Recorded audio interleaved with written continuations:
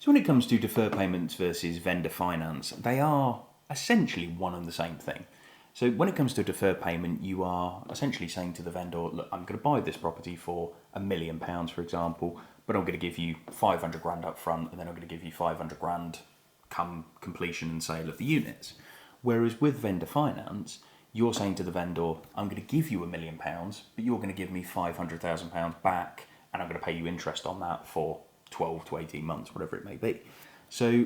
when it comes to the two, deferred payments are you're just sending over a chunk of the purchase price, whereas vendor finance is they're actually sending you a chunk of the purchase price back in order to finance the purchase of the property.